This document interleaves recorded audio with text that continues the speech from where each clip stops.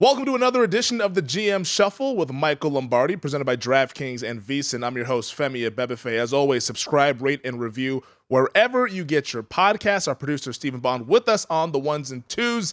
Michael, boy, week number 9. It was the witchiest of witching hours, but let's start with Sunday Night Football. You're just chomping. You're so pissed off at Stephen Bond because he wouldn't let you have your Justin Fields conversation until the C block. There's no hiding. I know, but you're like, we're going to get to it. You're like the kid who wants to open up his Christmas gifts on 3 days before Christmas. You know, you just want to get there. You just can't help yourself. You want to get there. I don't know what facts you're bringing to the table, but you just can't wait to get there. You know, you just can't. But we'll get there. Yeah, it's a table of 2 right now, but maybe more might be joining us later on there. But Michael, Sunday Night Football, we saw the Kansas City Chiefs beat the Tennessee Titans 20-17 in overtime. Despite my love for that Dolphins-Bears game, I think this Sunday night game was probably my favorite game from the entire slate. Just the contrast in the styles between what Tennessee was doing and what Kansas City was doing. Titans almost pulling off the upset as 14-point dogs. Well, I mean, look, if you don't think Mike Vrabel's a great coach, then you didn't watch the game last night. Now, think about this, Femi. Think about this for just a moment. With 5:24 to go in the second quarter, 5:24 to go in the second quarter, when they scored their 14th point, the Tennessee Titans went on to play another 9 minutes, then they played another 30 minutes, and then they played another, so they played 39 minutes of football and then say 4 minutes in overtime. So they played another 44 minutes of football, okay? Mm-hmm. They got 1 first down. And they got the game to overtime. And the only way the game got to overtime was because Mahomes had to make these incredible runs with his feet. Like that to me, I mean, they averaged 4.8 yards per play. I mean, it was a joke. The fact that Tennessee, like, you know, after a game, I gave out Kansas City as one of my plays yesterday. I don't regret it. I really don't. I think it was the right play. I think I had the game handicapped perfectly because I didn't think Tennessee would move the ball. I didn't think they'd score 17 points. I grant you that. But I thought Kansas City would score 28, 30. I thought they would cover. You know, I thought they would move the ball more effectively. I knew it would be hard, but I thought they would move it more effectively. But look, that was a great, great job by Mike Vrabel. My hat's off to him. What he was able to accomplish with no quarterback at all, none. Guy had what do you have, 6 completions in the game? That's 5. Had, you know, I mean, 5? I mean, I don't know what to say. I mean, and if you're Kansas City, you win the game, but you're like, really, did we win? I mean, where are we? We got beat up. I mean, Mahomes he got the shit kicked out of him yesterday. Yeah. I thought just the fact that Tennessee was able to stay into that game, I completely agree with you, Mike Vrabel, and the job that he did, that coaching staff, that defense. I mean, they played 91 games. We talk about defenses playing double headers, Michael. That might have been a triple header, what the Tennessee Titans were doing there on defense. And the fact that they still held Kansas City to just 20 points, you got to tip your cap to those guys. But Vrabel, we'll get to Kansas City in just a bit, but on the Vrabel point here, is he, outside of maybe Bill Belichick, the best strategist that we have in the NFL? Yeah, you know, and we wrote about this for the Daily Coach today about strategists, and I think Vrabel clearly is. I mean, look, he's got 13 drives in the game, okay? 8 punts. He had one drive. He had 2 drives that scored. He had 11 drives that had 1 first down or less. He got 3 points off of no first down. And he played basically 40 minutes with 1 first down. And he was able to stay attached in the entire game. And he stayed attached in the entire game.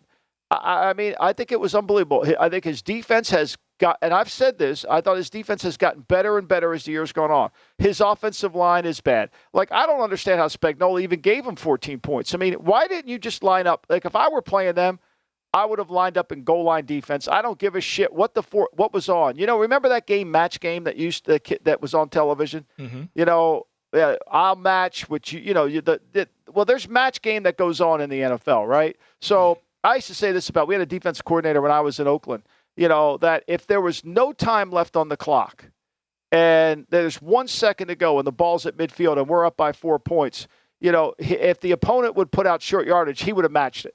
He plays match game all the time, right? So, like, why would you just match any formation Tennessee put on the field? They have to give the ball to Henry. They can't let Willis beat you. So play short yardage defense the whole time. Just play 5 down linemen, play 2 linebackers, and make him, and just set the edge on both sides so he can't run it. They did it in the second half, but what did it take to the second half to do it? Like, it made no sense to me. And Vrabel's just playing doubleheader on defense. It didn't bother him. Man, I think I'm amazed. I think the guy's an incredible head coach. Yeah, and I'm truly amazed, honestly, as well. I bet the Titans yesterday afternoon. I said, hey, if it hits 14, I'm going to go ahead and bet them, because in spots like this, you can trust Mike Vrabel to grind out the edges required to keep a game close. But I thought, Michael, the biggest play of the game was this, and I'll see if you agree with me. 3rd and 17 with 7:11 left in regulation. At that point, when Mahomes scrambled and got outside of the contain to get that 20-yard run there for the first down, that's when I thought, okay, Kansas City's going to win this game. Because if the Titans get that stop, I think Tennessee wins. Yeah, I mean, and look, I thought they were going to call holding. They called holding on a similar play earlier in the game, and they didn't call holding on that. And I guess that the right tackle really didn't pull him as much, and so he was able to get out of there. Look, if Mahomes doesn't run in this game, if Mahomes doesn't take off and run, they lose. I mean, there's no game. I mean, basically they had to run the 6-back offense for them to be successful. I mean, he literally had to take off. I agree with you. That was the backbreaker. And really, more than anything, the backbreaker was his other run. I mean, he had us a 20-yard run. He's 6 carries in the game for 63 yards. The guy threw it 68 times. He had 25 incompletions. He threw it 68 times for 443 yards. He took 4 sacks. I mean, it was unbelievable. Yeah. I mean, I'm with you. And then he had to scramble in for the touchdown. Yeah. And the 2-point conversion. And then the 2-point conversion. Right? Like, and meanwhile, I mean, I'm sure you enjoyed watching Clint Bleekman. I mean, Blakeman, I know I did. I love watching him referee a game. I mean, every play's a penalty with this bastard. I mean, it's unbelievable. Enough of this guy. Yeah. I mean, but look, give him credit. I mean, the fact that he went into the game with Willis as his backup quarterback 2 weeks in a row, to me, is remarkable. Yeah, the Chiefs had 499 yards of total offense. There are 91 plays, 5.5 yards per play. But I think last night was why we saw that Patrick Mahomes is the undisputed best quarterback in the NFL. Michael, the mighty have fallen in the great state of Wisconsin there. Green Bay. I got to get my phone out. Yes, I got to get my phone out. Get the phone out. We got to pull up the text messages, because the 2-time reigning MVP, he's won 4 of them in his career overall. Aaron Rodgers and the Green Bay Packers, they fall to the Detroit Lions 15-9. It is their 5th straight loss this season. They're now 3-6. I tweeted about it yesterday watching that game. I said, this is the idiot Olympics between Matt LaFleur and Dan Campbell there. But Detroit gets the win nonetheless. We got to congratulate those guys. But, boy, I'm sure it was a rough Sunday afternoon for our guy Big Daddy. Oh, Big Daddy, Big Daddy has an evergreen text that usually happens. Let's see, what time did this come in here? First quarter. I mean, at 2:15, Big Daddy announced Packers will lose to the Lions. I mean, like, at 2:15. I mean, it's not even at halftime yet. And I mean, it's just, and he's only remember, Big Daddy's only watching this on the Red Zone. Big Daddy doesn't have. He doesn't come. I mean, he couldn't come over to the house yesterday because I had my 2 sons' games on the TV. So, but he doesn't come over to watch the direct TV. He's privy to Scott Hansen, who he has a lot of commentary on as well. So, he's only getting snippets of the game. And so at 2:15 he announced the game was over. Now that tweet happens usually somewhere between 2 and 2:30 every single week. I mean, every single week. But to lose to the Lions is the ultimate slap in Big Daddy's face, and especially when LaFleur does LaFleur-like things, like go for it on 4th down. Like, why not take the 3 points? Build a little confidence, right? Take the 3 points. And then how about that goal? How about that unbalanced tight end offensive tackle? I mean, nice idea, maybe not the right time, right? Yeah, that Aiden Hutchinson ended up having the interception on that play. Rodgers trying to target David Bakhtiari. Rodgers, and we've talked a lot about LaFleur, Michael, but Rodgers has to shoulder some of this blame as well. He looks bad, and I don't know if it's the thumb issue that's kind of hampering him here, but the red zone picks, this is a guy that has been the safest quarterback in the history of the game. For a quarterback who's thrown as many touchdowns as he's thrown and as many yards as he's thrown the fewest interceptions of guys in that range. What's going on with him? Well, I don't think he got dumb all of a sudden. I think like a lot of things, if you watch the Packer game, if you watch the Ram game later in the night, when the receivers don't do exactly what they're supposed to do, the quarterback becomes the victim. I'm not defending Rodgers, but Rodgers didn't just become a bad a ball protector overnight. He didn't just become a 3-interception guy. I mean, he's got a lot of guys that aren't doing the things he needs to do. There's no detail or attention to their offense. Now I'm an idiot, and here's why I'm an idiot. I thought last week that after Buffalo game that LaFleur would have flown back to Green Bay, land at the airport and said, okay, fellas, we got to change. We're going to run the ball. We're going to give Dillon the ball. We're going to give Jones the ball. We're going to go in there. We're going to run it. We're going to get in 2 tight ends. We're going to move things around. We're changing what we're doing, and we can beat the Lions if we just control the ball and don't turn it over. A strategist. Yep. Isn't that a novel idea? How about somebody strategizing how we're going to play the game in 3 dimensions? Of course not. Let's just go out there and continue to do what we do and that we know doesn't work, even against a shitty Lions team. I mean, you can't get any worse than, to be the biggest slap in Big Daddy's face is the fact that the Lions are the worst defense in all of football, and you still couldn't move the ball on them. Yeah, that was really, really bad. I thought the Packers could at least get to 24 points in this game. Apparently, they had other plans.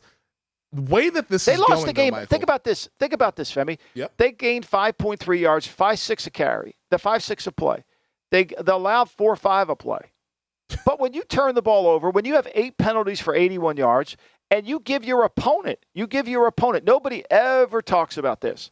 I look at it every week. How many first downs on penalties do you give your opponent? They gave them 4. The Lions had 19 first downs, 4 by penalty. 4. You turn the ball over 3 times. You have 8 penalties for 81 yards. You have nothing in the return game. I mean, you can't do shit on the return game, right? You do nothing there. And you're giving away plays. You're giving away plays. And it just shows you the guy is, as we wrote about today, he's a schemer. Not that he's a very good schemer. I want to say that very clearly. He's not a great schemer. Like, we're not talking about the second coming of Sid Gilman here now. Let's just not confuse LaFleur with Sid Gilman. Let's just put that out there. And he's not even Francis Schmidt. You know who Francis Schmidt is? No. Francis Schmidt was the guy that went to Ohio State that basically wanted to throw the football. He was one of the forerunners of the passing game. And they called him Fanatical Francis. And he was kind of crazy, and yet he wanted to throw it all over the lot. You would drive by his house at night, and he would be in his office. He would be in his office of his house, and the lights would be on, and he would be like John Nash. He had all different color pencils that he was drawing pass plays with, and nobody at Ohio State embraced it except for Sid Gilman, who was a player there. And Sid Gilman learned from Fanatical Francis the passing game a little bit. Now, he took it to another level, but they both are schemers. Like, let's not confuse LaFleur with Fanatical Francis here. It's a great book to read, by the way. You can learn a lot about the game. This guy was so far ahead of his time that they basically made fun of him. Yeah, I think, but LaFleur's not that. LaFleur's a playbook reader more so than being an actual schemer there. Should he be on the hot seat? No, because the guy that hired him's not going to put him on the hot seat.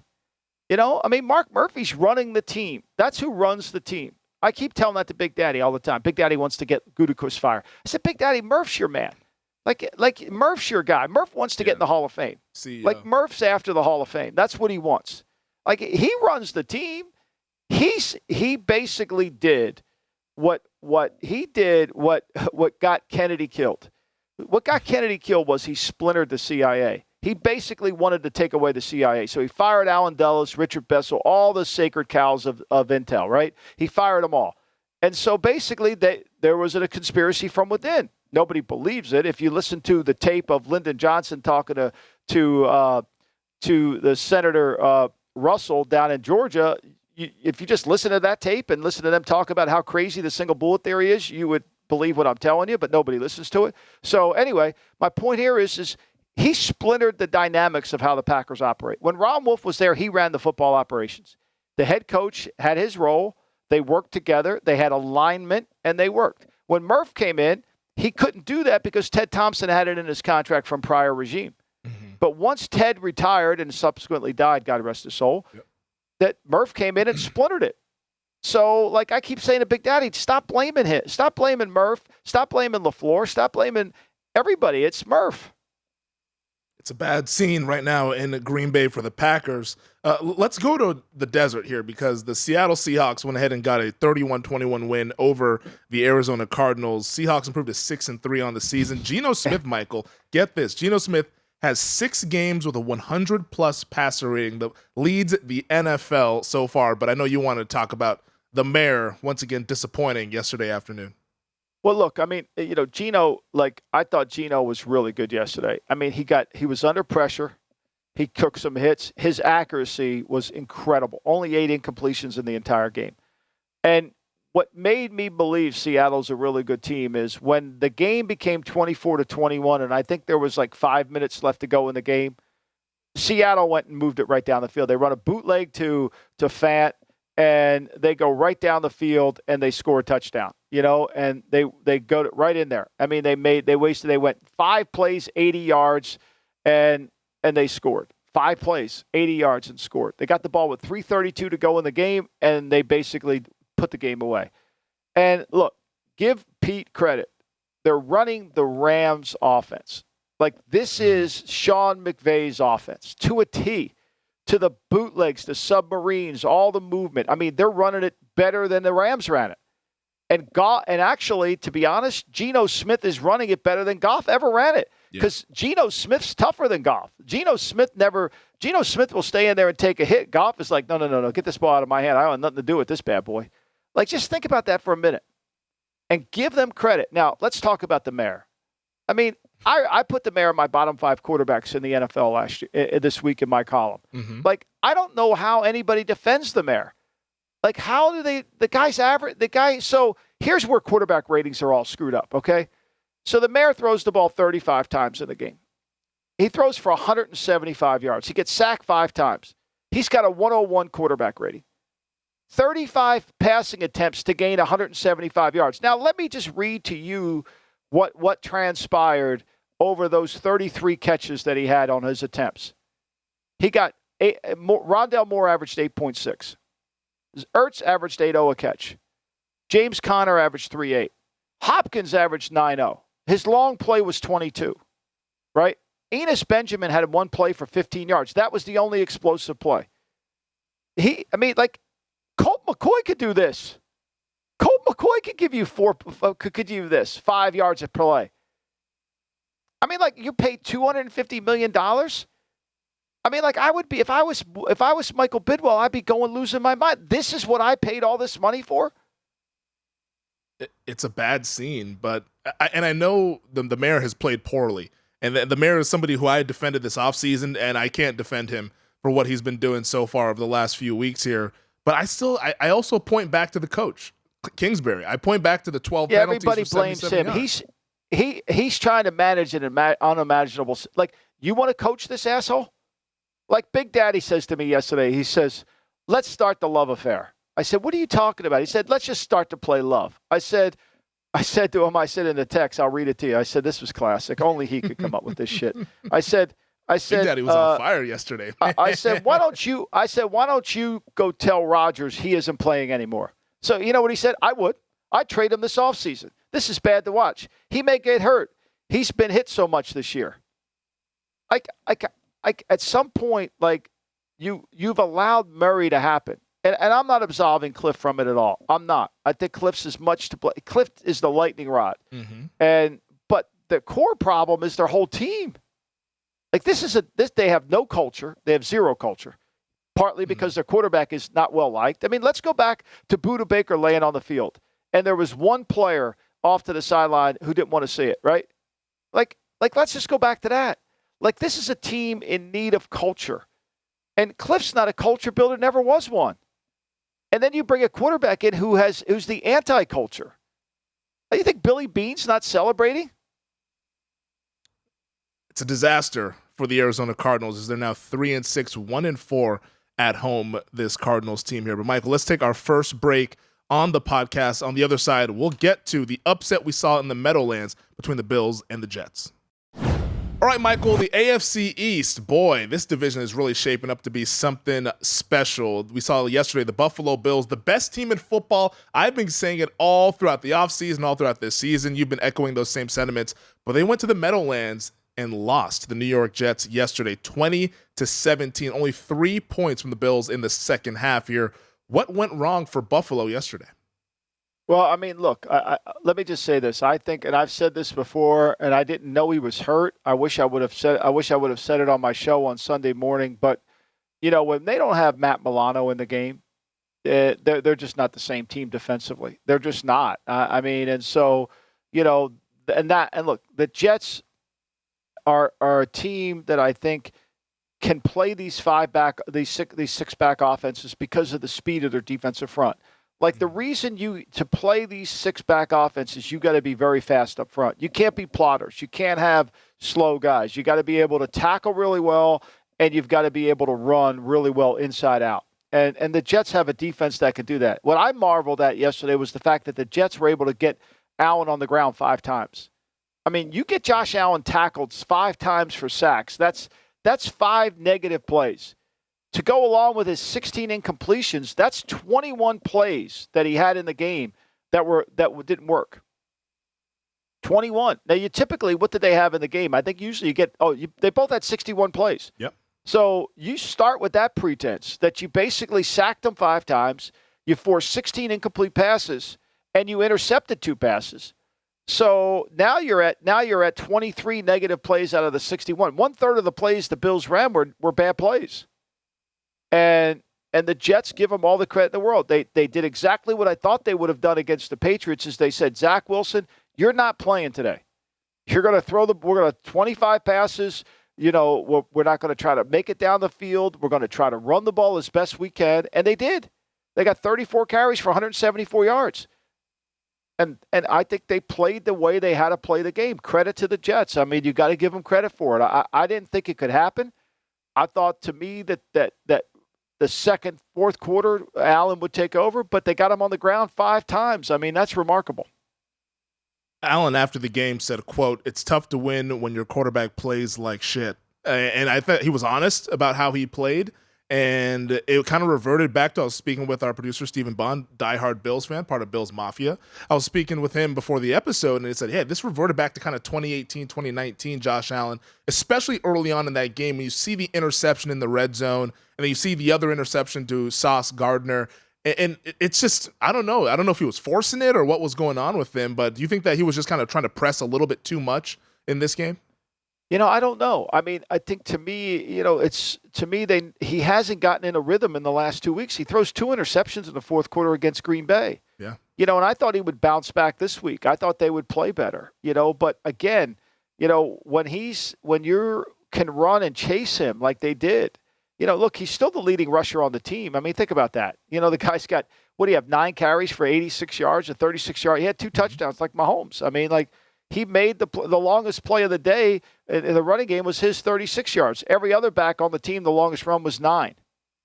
I mean, so, it's hard. And the Jets did a great job of containing him and not giving him that, other than the 42-yarder that Stephon Diggs got late in the game. I mean, other than that, they really didn't give up a big play.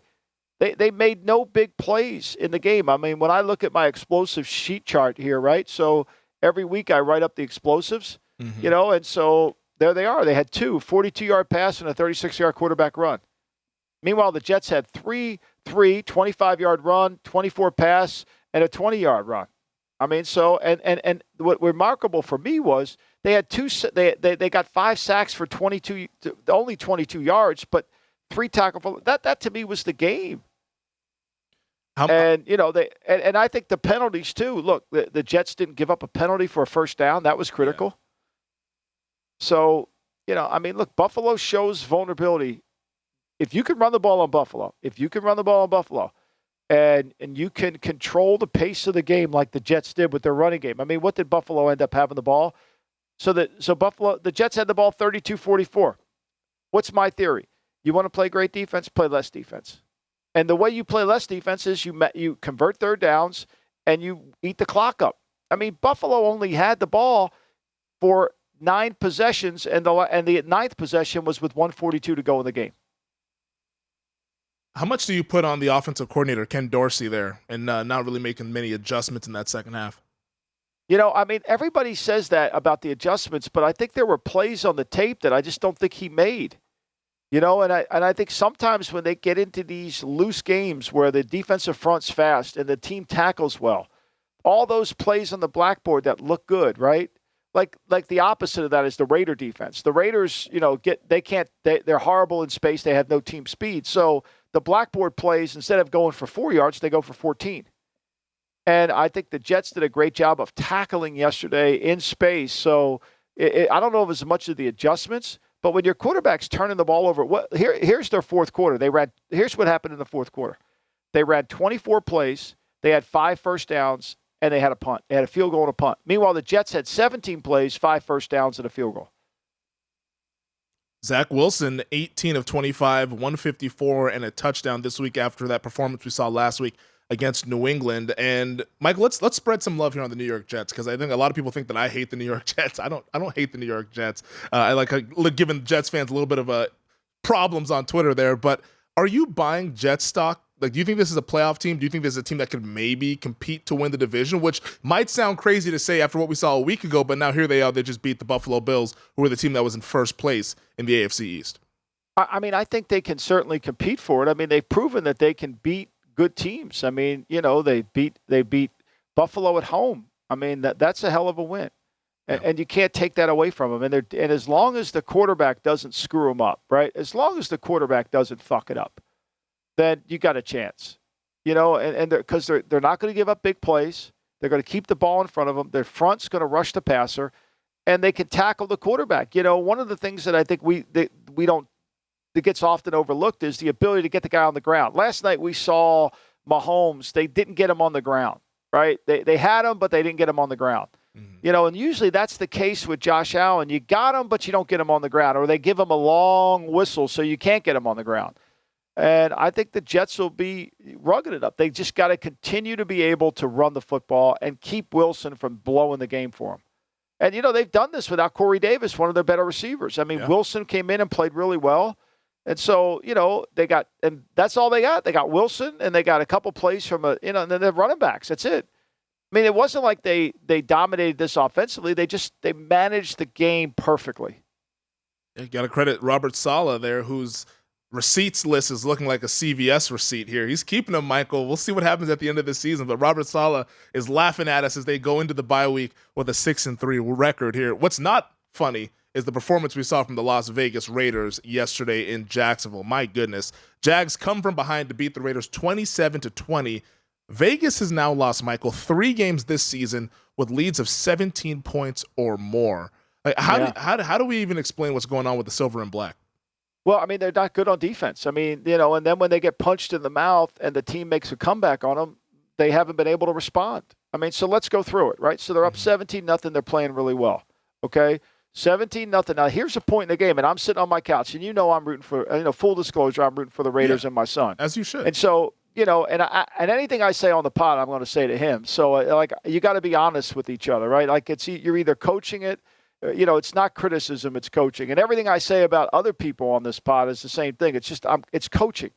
So, you're up 17-0. I said to myself, sitting on the couch, I was by myself, we got to get a stop here. You got to get a stop here. Okay? 17-7. All right, we got to score, but we know they had the ball to start the second half, so we got to eat up as much clock as we can so they can't score.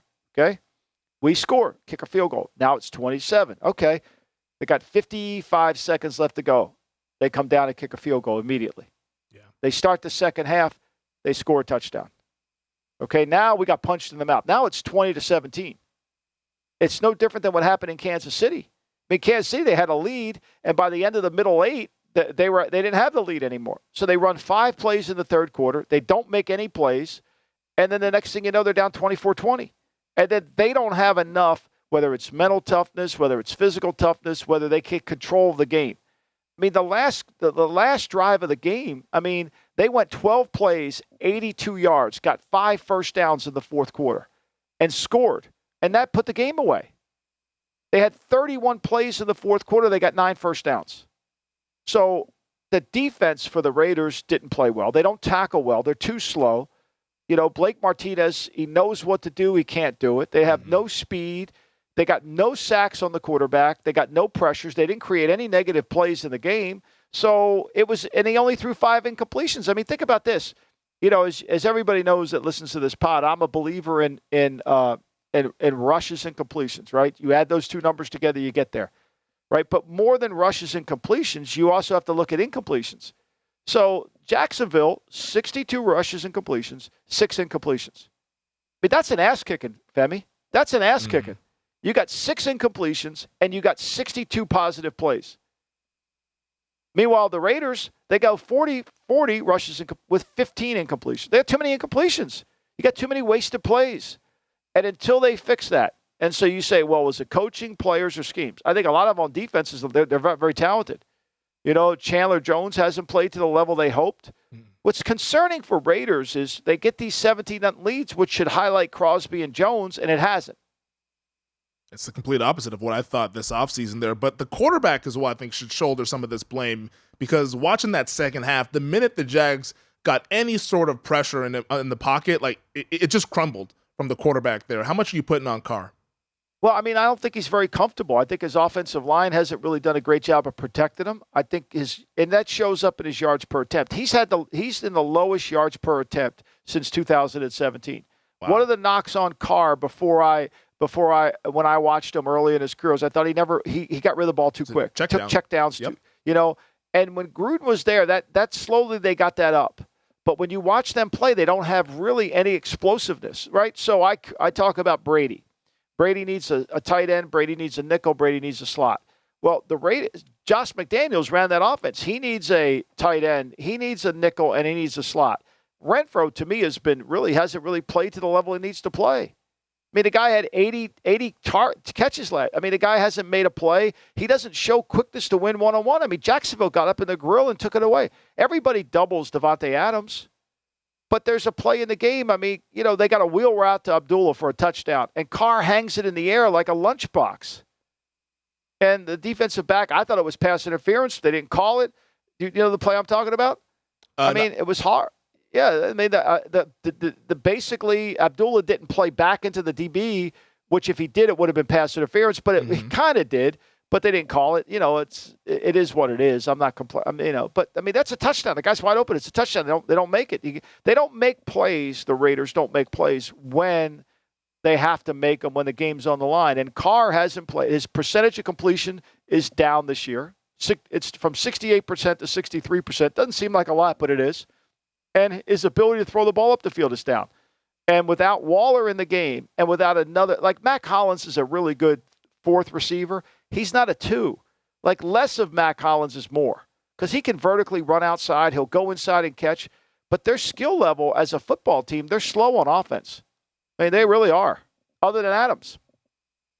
Raiders now 2-6 this season, as it's going to get pretty uncomfortable here in Las Vegas with this team that had higher expectations. Well, I mean, here's the thing, though.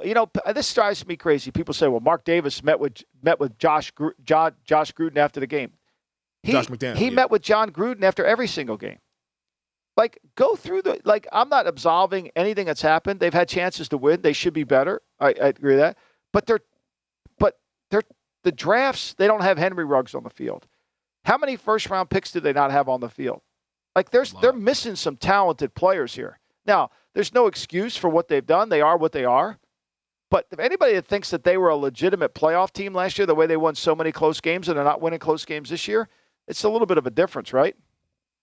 Well, Michael, let's go to Foxborough, where I think this might have been, honestly, the worst offensive game we've seen all season from these two teams. Oh, my God. Colts and the Patriots. New England. I had to look at it twice this morning. I watched it this morning, and then I had to go back and look. And when I was putting my numbers together, I just couldn't believe how bad it is. It was horrific here. And honestly, we talked about this last Thursday, and I didn't bet the game, but I'm kicking myself from doing it because it was the obvious play. And I said it on Thursday. I was like, I think New England wins by a touchdown, but I don't really want any parts because it's Sam Ellinger versus Bill Belichick. Let's not outthink the room here. And I outthought the room. I didn't bet it, and I should have because that was free money apparently.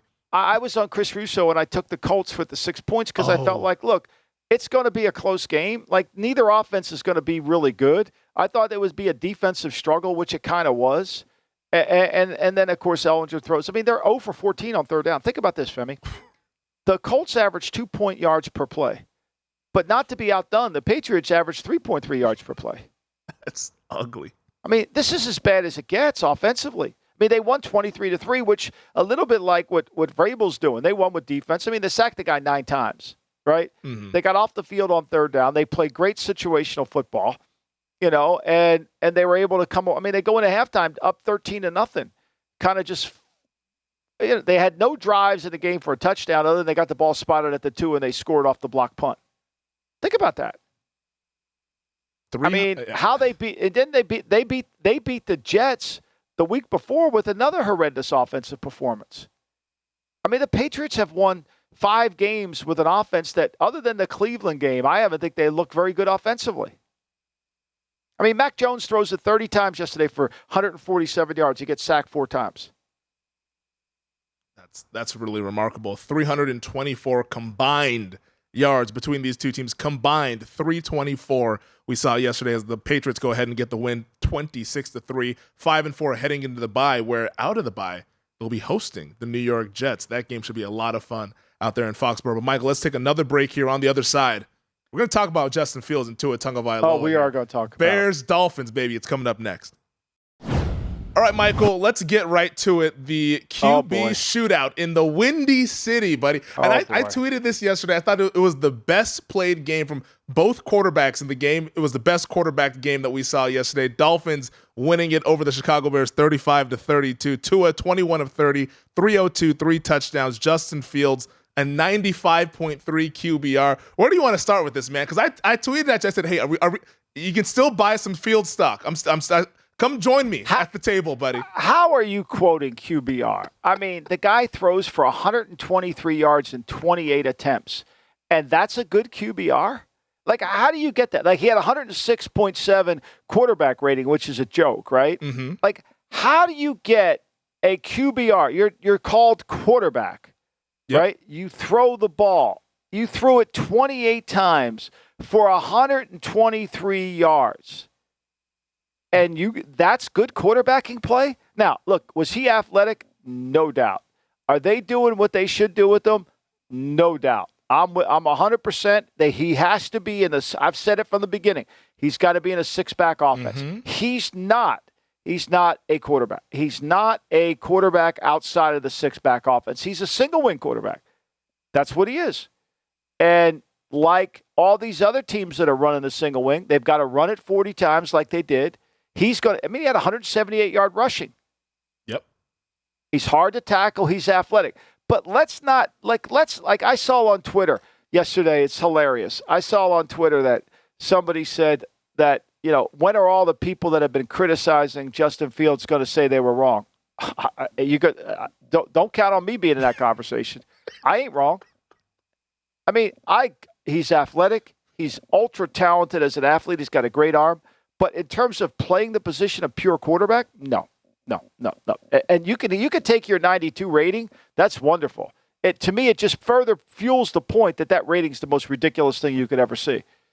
See, now here's where I'm going to push back, because I get what you're saying, that quarterback, the job is to throw the ball. In my opinion, quarterback, your number one job is to lead the team down the field to score touchdowns. It doesn't matter how you go ahead and do that. And Justin Fields had 3 touchdowns passing. He also had 178 running. And we've talked about these 6-back offenses all throughout this season. Defenses have had trouble stopping the 6-back offense. That's what this team needs to do with Fields and making him a quarterback of that sort of offense, because he has the arm strength and he is absolutely dynamic in the open field. You mentioned it. Defenses can't tackle him. He's running a 4.4 out there on the field. He is explosive in the run game. I think his job is just to lead the team. It doesn't need to look pretty, because we're not trying to win style points. We're trying to win football games. And I thought Fields did the necessary to win the football game yesterday. Now, their defense was a whole other thing, why Tua was kind of lighting them up on defense. Last team to get the ball was probably going to win that game. But I thought Fields did his job to try to help the Bears win. Well, I think he did. I don't disagree with that. I agree that they put him in the only role he can survive in. The question you have to ask yourself, is this role sustainable? Is this paradigm, can it work? Can he become as good as Jalen Hurts? I think so. Become as okay? If you feel that way, and then you got to go all in on this. Like there's no going back. You're going to have to go all in on this offense. You're going to basically get Francis Schmidt to come into town, bring him back, and start figuring out the single wing and how it's going to evolve. I mean, that's really what you're looking at. You're married to this system. And, they're not good in the offensive line yet. They're not good in the defensive line yet. They're not very good on defense at all. Although, in fairness to them, Miami tried to give them the game back. Yeah. I mean, they did. I mean, again, they try to give the game back. The last 4 drives of the game, Miami they go for it on 4th down twice, don't get it. They go 3 plays and punt. They gave them the chance to get back in the game. I mean, the last 2 drives of the game, when the game is on the line, see, this is when he's got to throw the ball and the game is on the line and he can't run it. He had 15 plays in the 4th quarter, okay? He had basically they had 25 plays in the 4th quarter, right? So they had 25 plays in the 4th quarter and 8 first downs and 7 points. But in the last 15 plays, when he's got to throw the ball, they lost the ball. They had a punt and they lost the ball on downs. I mean, so like when you're behind and you have to throw it and you can't throw it, what does that tell you? Meanwhile, Miami, when they got to put the game away, they couldn't put the game away. I mean, they went 5 plays, 20 yards. They gave the ball back to Chicago on their own 35. Then they had 7 plays, 21 yards. They gave the ball back to Chicago on their own 14. They didn't get a first down. They only got basically with 7:50 to go in the game, they never got another first down again. So and I don't think either defense is very good. I think the problem Miami's a little like New England. They're too slow in their defensive front to play this 6-back offense. By the way, Bradley Chubb played. He had basically he had an assisted tackle. How many plays did he play? I wanted to look that up this morning. Let me see here. Yeah, I saw them rotating some guys out there. Jalen Phillips was questionable. He ended up playing in that game. Their young pass rusher out of Miami. But on the Fields point, because you mentioned that how they were down. And he played 54 plays and he had 54. An assisted tackle. 54 plays, he had assisted tackle. Oh, they better get better return on investment. But Chubb isn't like these like the Jets ends or like San Francisco ends. They can really run. Chubb isn't like the most explosively fast. Chubb's might be better as an inside nickel rusher than he is an outside nickel rusher. So like Miami's not built to play a 6-back attack. I thought Fields on that final drive was getting ready to lead them down the field there. The 4th down play, I'm sure you saw it. Breaks contain, Equanimeous St. Brown lets the ball go right through his hands. That would have been a first down for Chicago. So I think Fields, and the why I'm high on him is because we're seeing the progression week in, week out. We're seeing him get better. And we forget that, yes, he's a year 2 quarterback, but yesterday was his 18th start. That was the start of his quote-unquote year 2. He didn't play that many games last year. I think we're going to continue to see, and by the end of the year, because we talked about it earlier this season, I said, let me get to the end of the year before I can give the full evaluation on Fields. I think by the end of the year, you're going to start to be a little more convinced on Justin Fields. Well, I would say in fairness to Fields, this is really only his 4th start in the NFL because in the past they tried to make him into something he's not. Like now he's finally in an offense that they have to run. They're going to have to, like when Nagy was there, they wanted to throw it. He's not a thrower. They average 5.3 a play. 5.3 a play, Femi. So, I mean, meanwhile, Miami averaged 7.2 per play. I mean, so, I know the game was close, and ultimately the Bears lose the game because of the block punt. Yeah. And they lose the game because of the block punt. But I will say this. To me, between now and the end of the year, I think you really want to pay attention to when he has to throw the ball in the 4th quarter. Can he make the throws and lead the team down the field? When he can't make a loose play, when he has to go out there and do it, can he do it? I think that's going to be the key. That's still the question with Jalen Hurts. We're still not sure about that. If this gets answered, to me, if this comes to fruition, then I think you're going to start to see 20 of the 32 teams all go to the 6-back approach. I mean, Tennessee's got to go the 6-back approach with Willis. I mean, Atlanta's using the 6-back approach, right? Mm-hmm. So, I think we're going to become the single wing again. Yeah, there might be a paradigm shift going on here in the NFL. Last note, Fields, only player in league history with 3 passing touchdowns and 140-plus rushing yards in a game. So that just goes to show you what he can do in terms of being a dynamic player. Let me ask you this question. Yeah. I mean, I know Miami's talking Super Bowl. You think this Miami defense is Super Bowl worthy? No. I don't think that's a defense that's ready. Let's see when they get Byron Jones back. Maybe Chubb gets back into the thing a little bit more and gets implemented into this defense. But so far from that defense, they're not a Super Bowl caliber defense. Tyreek Hill, though, my goodness. I mean, he makes all the difference in the world. I mean, how many more times does he have to wait for the ball to get to him? Like, seriously, I know Tua throw for 300 yards, but I mean, every time there's a key play in the game, like in the game when they had a chance, he's behind the defense on. I think it was in the fourth quarter. He's behind the defense, and the defense guy catched up to him. I mean, and the ball's never out there. Look, I think Tua's good at throwing the ball in the middle of the field. He's accurate.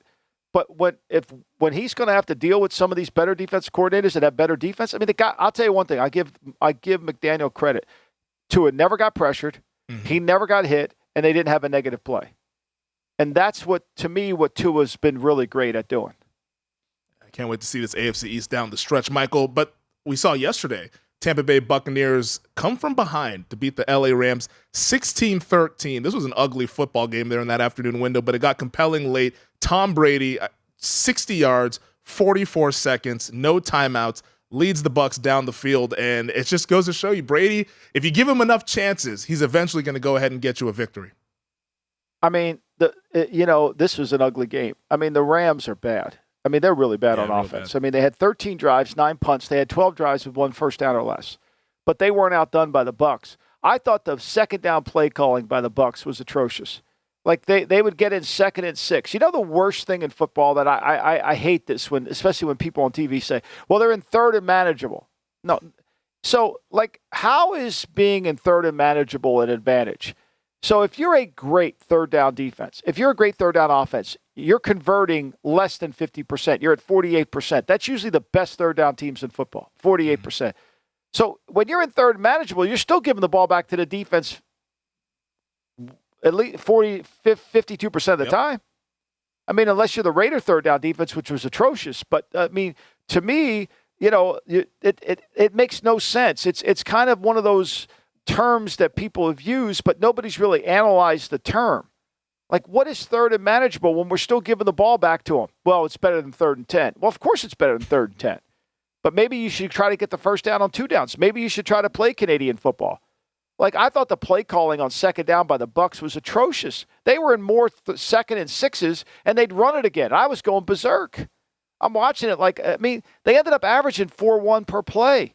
Not to be outdone by the Rams, who averaged 3-7. I mean, the Rams are just, to me, they're horrendous. They have no speed on offense. They can't block anybody. And the quarterback's getting killed. How they lost that game, I don't know. To me, it's still, they give up the seam route. The longest play of the game was the 28-yard seam route in 2 minutes. Did you see after the game, Michael, Jalen Ramsey was asked about the offense in the fourth quarter. He was asked about this Rams offense, and he said, quote, "The defense should not have had to go back on the field. Simple." Talking about that final drive and what the offense did in the fourth quarter. It's getting ugly there in L.A. Well, I mean, look, they had 10 plays in the fourth quarter, didn't get a first down. How about this? Ramsey played 33 plays in the fourth quarter. His defense played 33 plays. They gave up 10 first downs, and they gave up 10 points. Now, I mean, Cooper Kupp, he stayed in bounds when he slid. What'd you make of that? I think he gets the first down if he just tries to get the first down. Yeah. Smart. I mean, I bet McVay's probably cursing himself because, I mean, when they're backed up like that, McVay knows, I mean, this is the hardest thing to be in sports, right? He knows if he runs it 3 times, he's punting, right? But he wants to take away their timeouts. At least he's got to take away one of they only have 2 timeouts left, so he's got to try to take away them. So it's just hard. I mean, that's a hard spot. But again, it goes back to, if you can't control the front, if you can't block up front, you're not any good. I mean, the Rams are a joke. They're not any good. I mean, we keep expecting them to turn it around. There's nothing to turn around. Team is hurt. Team is bad, and they don't have a lot of depth. Good thing they won the Super Bowl last year. Otherwise, this would be an unmitigated disaster. Michael, let's keep it moving here. Vikings beat the Commanders 20-17. The Vikings now are 6-0 in one-score games. As Kirk says, you like that, going back to his former stomping grounds out there in D.C. You know, I had this as an 8-point game, and I didn't take it. It was 3.5. I didn't want to lay the 3.5. I didn't recommend it, and I think my numbers were right. I mean, if they score at the end of the game, right, which is what they should have done instead of just they milked the clock when they got the penalty. at the end of the game they could have scored and would have covered for a lot of people instead of some people pushed with the 3, some people won with the 3.5. But to me, they were by far the better team. And and look, I mean, how about Hawkinson? He comes to the team. He's got 9 targets for 9 catches. And they didn't really play their best football. I mean, they couldn't run the ball, but like they've done all year, is they've made enough plays to win. And the play to me, which I think was the difference in the game in terms of how close the game was, but it really wasn't, was when the official knocked out the safety who's going to intercept the ball. It's ridiculous. I mean, that's an interception, right? And instead it goes for a touchdown. He tackled the guy. I don't know how that happens on the field. I was tweeting. I was like, what the hell is going on? This guy just tackles the DB there. But Minnesota gets to win 7-1 as they're heading to Buffalo next Sunday. Then the game that I would call the double agent game of the century, Chargers-Falcons. LA beats Atlanta 20-17. Just, there were saboteurs all over the field. You didn't know who was playing for which team with the mistakes that we saw. And it was capped off with the double fumble on the final drive. Eckler fumbles it. The defensive lineman picks up. He fumbles. Then Herbert leads him down, and they end up getting the game-winning field goal. It's amazing. And somebody texted me during it and said, how is Staley going to screw this up? And I'm like, I think he will. He tried, man. I mean, he'll try. I mean, he will. Look, they couldn't stop the run. I mean, Atlanta averaged 5.3 yards per play in the game. The problem was that, they just couldn't make enough plays. I mean, they had 12 plays in the fourth quarter, and they missed the field goal. And the Chargers did enough. They had 50% on third down, so they did enough that they needed to do in the game. Again, I recommended this. This was a push game, for the home team. I'm still not sold on the Chargers. I'm really not. No. I don't think they're good enough on defense. Yeah, I'm not sold at all either. Now they got a tough one upcoming this Sunday. Bengals got back on the right side, Michael, beating the Carolina Panthers 42-21. It was the Joe Mixon show. 5 total touchdowns from Mixon, 4 on the ground, 1 through the air, as Cincinnati is now 5-4. Yeah, I mean, this game was over in the first quarter, buddy. I mean, it's hard for me to watch. I felt bad for Matthew, my son, but, I mean, it was over in the first quarter. I mean, they never stopped them. They never could stop them. And the Bengals look like a completely different team, when they can get their running game going. When they can get Mixon going, if you don't stop the Bengals from running the football and put the pressure on their offensive line to protect, then it's your own fault, And then, to me, this is a game that's over. Now they got to come back. Now the Panthers have to play on Thursday night against the Falcon team that they should have beaten the week before. This is one of those where it looked to me like the Panthers were still licking their wounds from not beating the Falcons from the week before. And we'll see who's playing quarterback. P.J. Walker getting benched at halftime for Baker Mayfield. Mayfield went 14-20, 155, and 2 touchdowns. So a decent effort out there in relief duty for Baker Mayfield. But, Michael, let's take our final break. And there's some breaking news in the NFL that we'll get to on the other side. It's the GM Shuffle with Michael Lombardi. All right, Michael, we are reacting to some breaking news right now. It's about 8:37 West Coast time, 11:37 over on the East Coast. This is coming from ESPN's Adam Schefter here. Frank Reich, the Indianapolis Colts head coach, has now been fired, according to sources. Reich, 40-33 as the Colts head coach since 2018, as the Colts go ahead and make another change just a couple weeks after they bench Matt Ryan. Now Frank Reich has now been relieved of his duties. Well, I mean, I think the Colts, their owner, Jim Irsay, has been around the game a long time. I think he sees when the team basically is not responding to the coach. And yesterday's performance, as bad as it was, 0 for 12, 0 for 14 on third down, 2 yards per play. I mean, basically it's going to be a problem. And they haven't really recovered from it. They have no toughness as a team, which is shocking. So, I think to me I have a lot of friends there. I hope that they're able to survive all this, but it was a challenge. And when you don't get the quarterback fixed as a coach and you're a quarterback guru, sometimes this is what happens. They went down that Phillip Rivers road. It didn't work. They put all their chips in on Carson Wentz, and Carson Wentz didn't work. And, when you put your neck out for a player and really put your neck out and it doesn't work, you lose credibility within the building. And when you lose that credibility in the building, you lose your cachet. What gains coaches the stature and the momentum? What makes Belichick, to me, I've said this for years, what makes Belichick gain credibility with everybody is on Saturday night at his staff meeting. When he lays out the game, it goes exactly the way it is. That gives him credibility. He tells it to the team. He tells it to the coaches. when you say this player is going to be great and you give up assets and he ends up being really almost a cancer to what the owner thinks of the building, you've lost credibility. The end was near. The interim coach has not been named yet for Indianapolis. We'll find out who that is, I'm sure, later this afternoon. But also for the general manager, Chris Ballard. Do you think that he ends up surviving this, or is he also next towards the end of the season? Well, I think he does, because I think they're not void of talent. I think they're void of player development. I think they're void of a lot of things. I think he needs to look, remember, Ballard got left at the altar by Josh McDaniels, and Frank was the compromise candidate. Mm-hmm. But I think Ballard should have a chance to pick a guy that he can get alignment with. I really think, to me, we've got to stop this nonsense of picking all these offensive guys. Vrabel's one of the best coaches in the league. He's a defensive coach. Belichick's one of the best coaches in the league. He's a defensive coach. Pete Carroll's one of the best coaches in the league. He's a defensive coach. Like, you got to have some toughness to your team, right? You got to have some toughness, and you got to be a strategist. Like, you got to figure out, like, how are we going to develop the players? How are we going to develop the coaches? I think that's, and really only Ballard can handle that. I think he's got to look at that. All right, Michael, let's get to the awards here before we touch on Monday Night Football. This week, who's going on the lam? I mean, there's so many choices this week. It pains me, but I mean, the Raiders as a team, they just didn't respond 2 weeks in a row. They take a trip down there. They didn't play well. And, and I think, to me, I think that I don't think Josh McDaniels in trouble at all. I think the owner, like Jim Irsay, understands his team. I think he knows what the problems are from the past to the present. And I put the Colts on the lam. Obviously, they belong on the lam today. So I think there's no doubt. But I think all these people that are calling for Josh McDaniels' head, I mean, the guy, I know he took over a playoff team, but he didn't take over a talented team. Now, the quarterback's not playing well, and he's got to get the quarterback to play well. And he's got to, and like a lot of offensive head coaches, they got to make sure their defense is playing within I mean, that's one of the advantages Daboll has. His defense is carrying him. Fred Palermo, best game plan of the week. Who's that going to? Well, you got to give it to the Jets defense. I think there's no doubt. And I'm going to give it to the Titans. I mean, they played a doubleheader. They had one first down with 5:24 to go in the second quarter, and they were in the game to overtime. That's remarkable. You'll never see that again. If you don't know, now you know.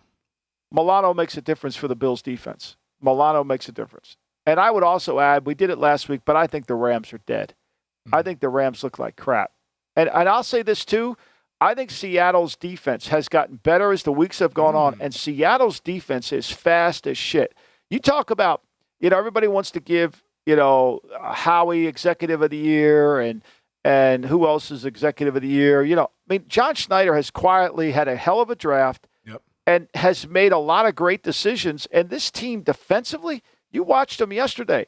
They're really good. They're fast on defense. They're young on defense. They sacked this guy 5 times. I mean, Pete Carroll should be in the Coach of the Year conversation. He definitely is. One more submission for if you don't know, now you know. Tyreek Hill's the undisputed best wide receiver in football. Final one. Pro Football Focus had him as the 14th best. Just so you know that. Get out of here. Get out of here. Get out of here. I went crazy on my show last year. They had him like as they didn't even have. I mean, are you kidding me? Get out of here with that. David Ogilvy Award, the biggest fraud. Well, I mean, the Packers are frauds. I mean, let's be honest. The Rams are frauds. I mean, even the Bucs yesterday are frauds. You can't win the way the Bucs played. I mean, they're going to go over to Germany to play Seattle. Seattle's better than the Rams. Seattle will kick their ass over there. I mean, Seattle, I don't know what the line is. I haven't paid attention this morning. But the Bucs can't handle the speed of Seattle's defense. I can tell you that. Finally, Monday Night Football here, Michael. Ravens at the Saints. Right now, Baltimore 1.5-point favorites. No Mark Andrews for the Ravens. No Marshawn Lattimore for the New Orleans Saints. Total 46.5. Who wins? I gave out one of the plays I gave out this weekend was I like the Saints tonight. I think it's a close game, and I think the Saints defense will do a good job against a 6-back attack. And so I'll take the Saints in the points. I think they're hard to play. I think the Saints might be the best team in the South, even though they haven't gotten there yet. They got to stay healthy, and Dalton can't be Dalton. Yeah, Dalton in primetime, man. Good luck. That's a whole other thing there. But that does it for us here this week. A lot of fun that we had on this Monday. It was a lot of fun that we had yesterday. You love it. Yeah, your MVP. Fields, I think we should vote Justin Fields for MVP. I think he's in the conversation. There's no doubt. But let's talk some awards on Thursday, Michael. Let's do that. Some midseason awards now that we're at the halfway point there. My guy Fields isn't going to be in it, but I do want to discuss those with you. Of course he is. As always, thank you to DraftKings, thank you to Veasan, thank you, Michael, and thank you to our producer, Stephen Bond, who's with us on the ones and twos, as he always is. Subscribe, rate, and review wherever you get your podcast, and we'll talk to you guys on Thursday. Thanks, guys.